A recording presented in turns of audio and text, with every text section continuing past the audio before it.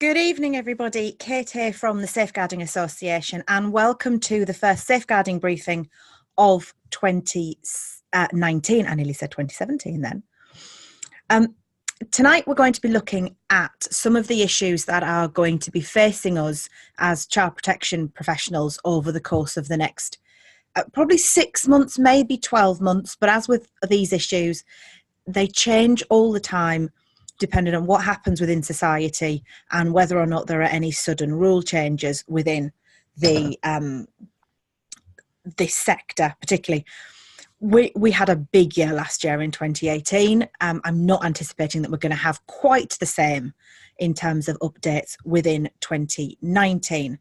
However, whether you work directly with children and young people in a school, in health, or you work with children and young people within the wider sphere, so child protection just becomes something that you do on an ad hoc basis. Tonight's webinar is going to take you through some of the key areas that I think we need to keep an eye out for, some in the immediate future, but others perhaps a little more longer term. So there are 4 areas for me that we need to be keeping an eye out in terms of where child protection is going.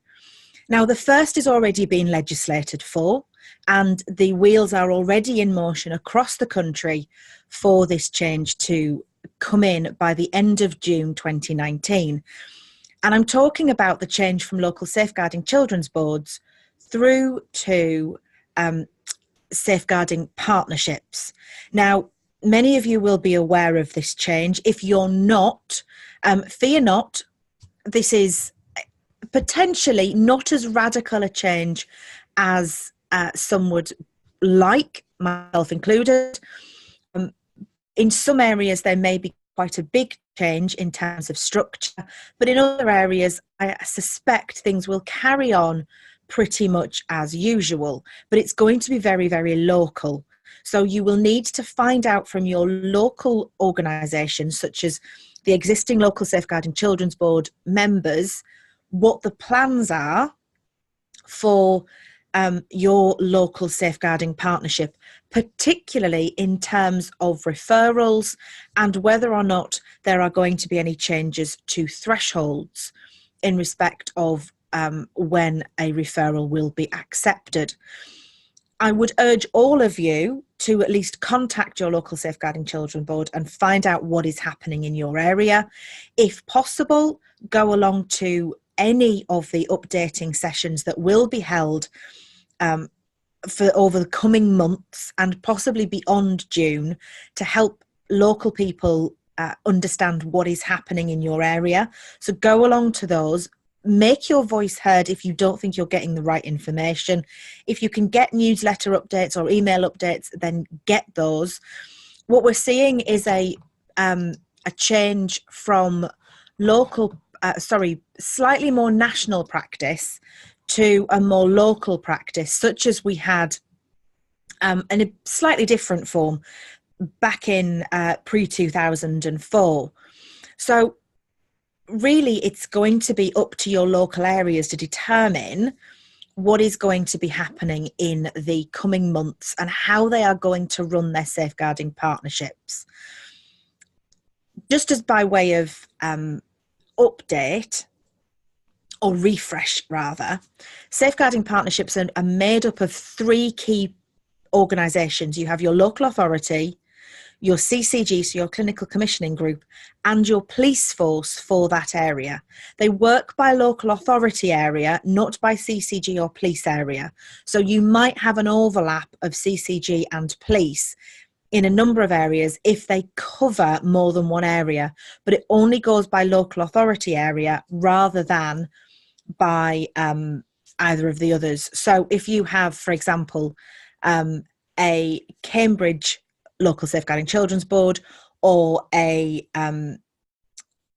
Manchester local Safeguarding Children's Board, that goes by local authority area.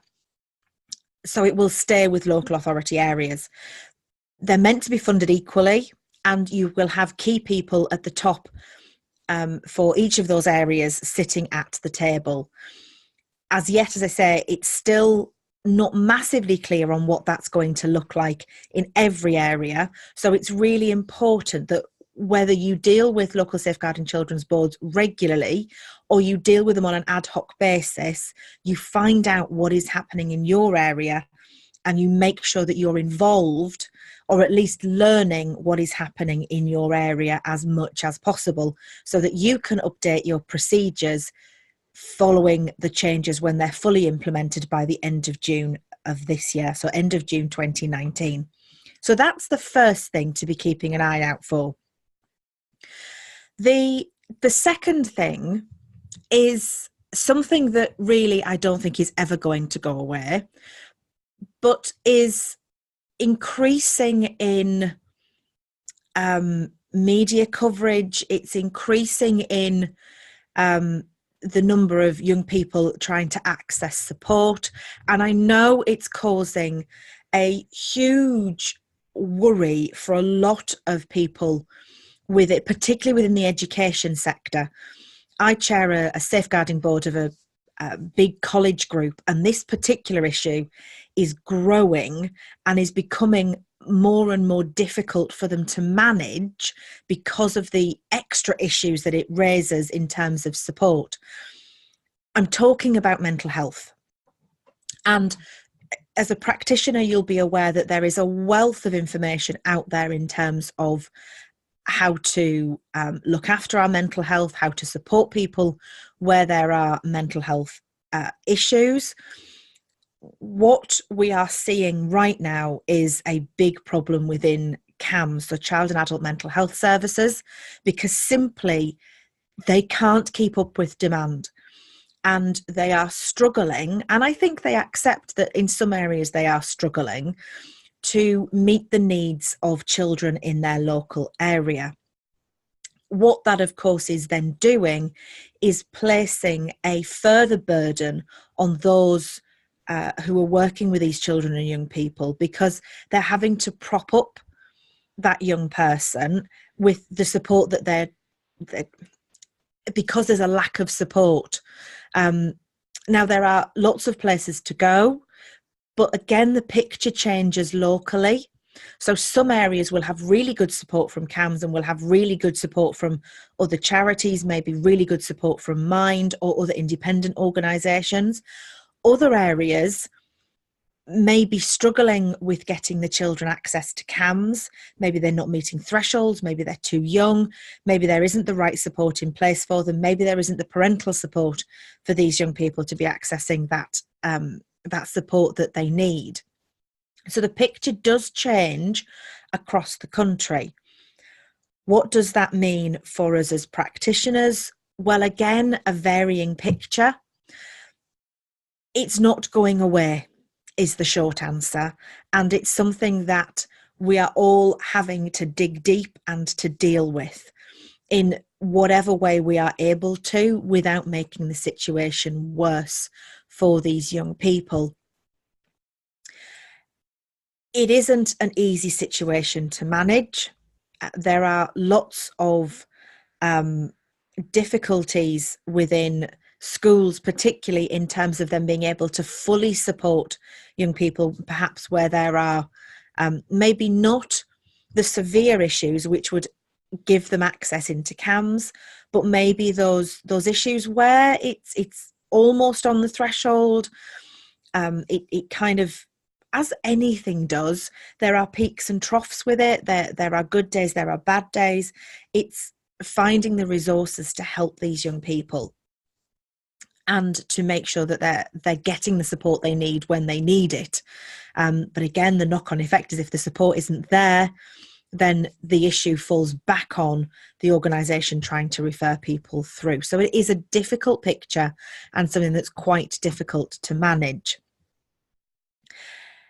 But as I say, it isn't going away. Members have access, members of the Safeguarding Association have access to a couple of webinars that I've done with other professionals who are able to offer some guidance and help and some tips on how to best manage when you're working with children and young people and how to look after yourself, because ultimately, if you're struggling to get the referrals through, that will have an impact on your mental health as a professional. because you know you're not able to access the support that they need. And some of us do struggle with that. So we do have some tips and guidance from experts within the Safeguarding Association membership for members to access there.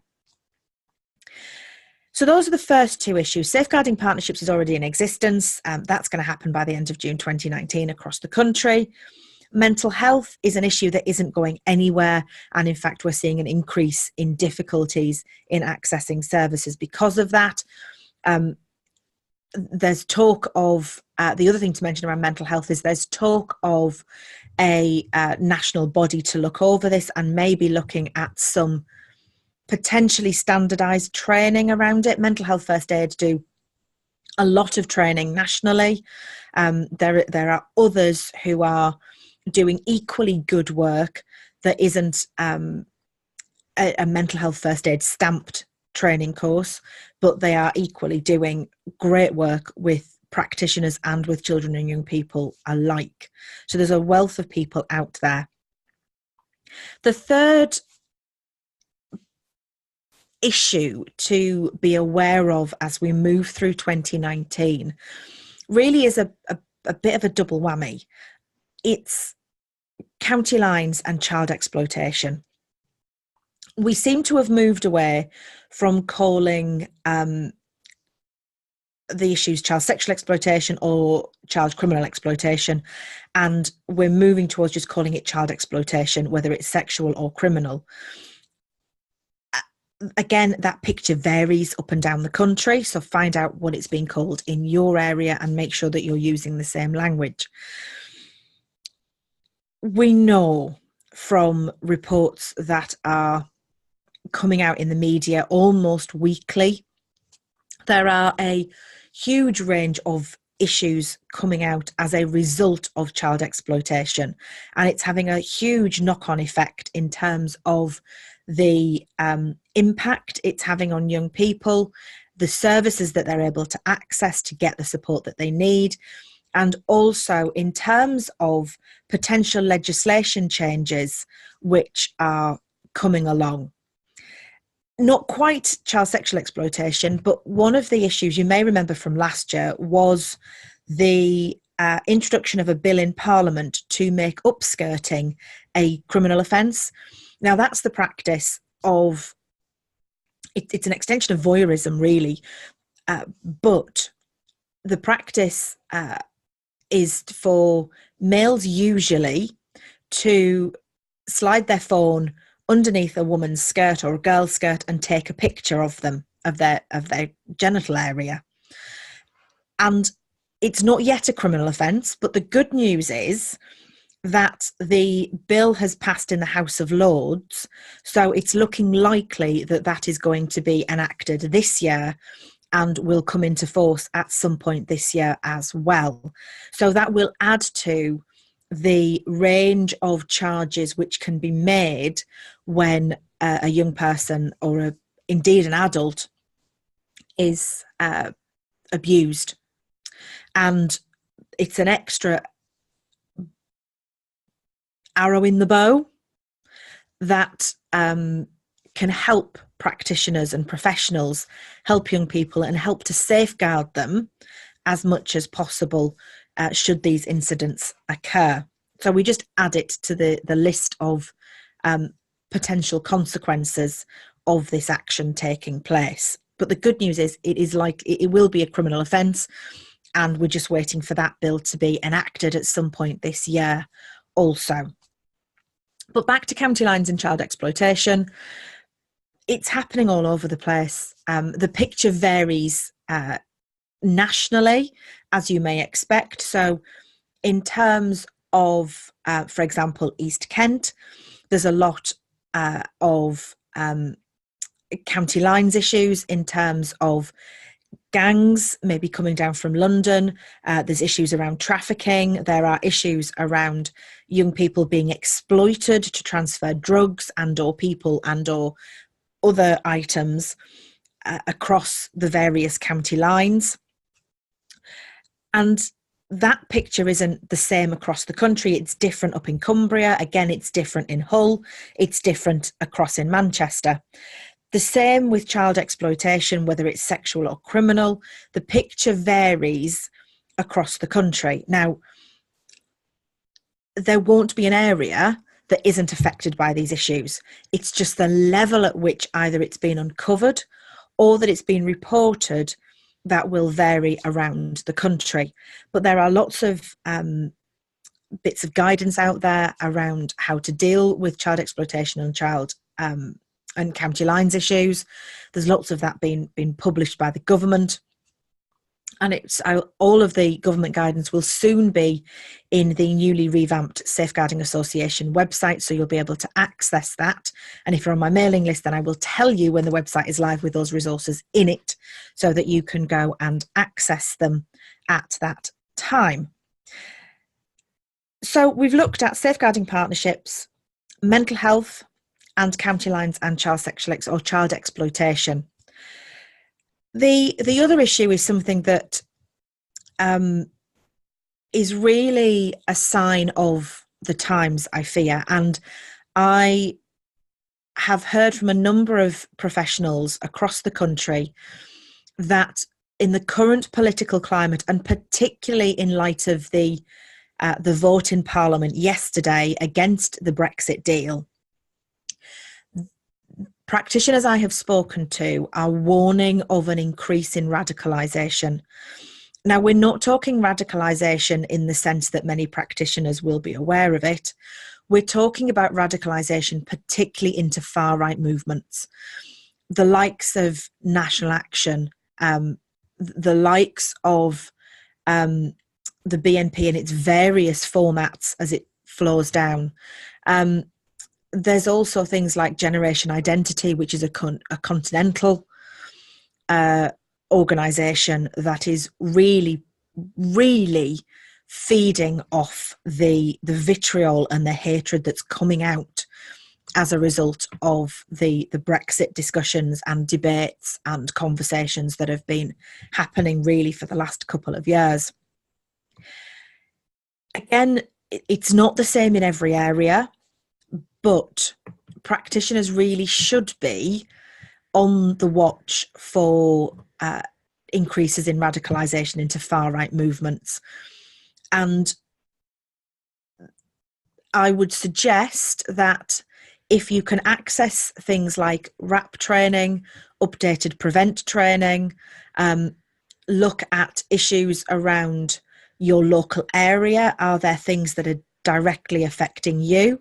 So I'm aware that, for example, up in Teesside, over the last few weeks, or certainly the last week, there have been massive protests against foreign companies who are hiring EU or foreign workers. They're not necessarily EU workers, but they're hiring foreign workers to go and do offshore work at a cheaper rate than the British employees.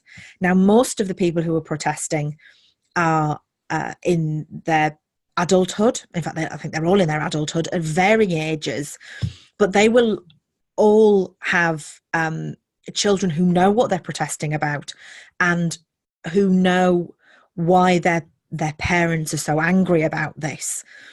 It's one of those things that then feeds through the generations. So it's unintended consequences potentially that maybe children of those, if there are issues happening around the country, we know it doesn't take an awful lot for young people to feel disenfranchised. So it's bearing in mind that these sorts of protests, I have no doubt, will be taking place up and down the country. It's the impact that then has on the young people who are affected by their parents going and protesting, or their uncles or their aunts going and protesting, and the language that's being used at home. And then we know how easy it is for those in organisations who want to radicalise young people to get children when they are feeling there's already that kind of mistrust, that distrust that's happening, and that atmosphere of unrest. So make sure that you are looking at accessing updated training. If you have no idea what I'm talking about around radicalisation, then I urge you to to look at some training that may be available from your local Safeguarding Children's Board presently, or from another organisation. Members of the Safeguarding Association have access to training I've done previously with experts on this subject. That's all available in the members area for them, so they can access that to give them an overview of what we mean by preventing radicalisation. But it's important that this issue is looked at not as something to be scared of, but something to be aware of as we move through the coming days and weeks, particularly in light of what happens next with Brexit. It's awful that we've hit this point, but whatever your views may be, that's almost irrelevant. It's around knowing that there is an increased risk of radicalisation of our young people as a result of what is happening, or as a consequence of what is happening in the national picture. So be aware of that, and make sure that you are at least understanding how radicalisation can take place and how that might have an impact on the young people that you work with. So be aware of that. In terms of other issues, again, I think it's time to reflect on where we are and what is likely to happen in the coming months. Other than the issues I've raised, who knows? Anything could happen in terms of the information that's coming out. At the moment, one other thing to be aware of for potentially 2019, but perhaps beyond, we're still waiting for the big report into child abuse within football. You may recall that particular report was put on hold because there was a whole host of information that wasn't available to the review because of various criminal proceedings that were ongoing within a variety of sports organisations, particularly within football clubs. So that may come out this year, more likely to be next year, but we might have a further interim report when we know what is happening and whether or not there is enough information for a further interim report to be released. But it's something to be aware of, because whatever the results of that are, you can be assured that the implications will be far reaching and are going to affect everybody within sport, regardless of the sport it is. It is going to be a huge issue. So be aware of that as we move through. Those are for me, the key areas at the start of 2019 that we need to be aware of. As I say, they may well change and develop as the year goes on. Who knows what 2019 is going to throw at us and what the changes are likely to be as a result of any big issues which arise. If you're interested in becoming a member of the Safeguarding Association, then head over to www.safeguardingassociation.com, where you can find out more about the association and also our members charter, of which I'm particularly proud, and decide there if you want to sign up and to be a member, to sign up to the charter and to have access to monthly trainings, monthly expert interviews, access to free webinars, access to specific courses for members, as well as access to supervision and mentoring from me to help you in your child protection practice, and crucially, a support network for when things really do go wrong and you need to talk to somebody quickly and you want to make sure that you're doing the right thing in terms of any safeguarding practice that you're undertaking. We're there in the Members Hub. I'm there, and other members are also there who are your peers to help you and guide you through those particular issues. So if you want to join, then do so at www.safeguardingassociation.com. Until next time, thank you very much.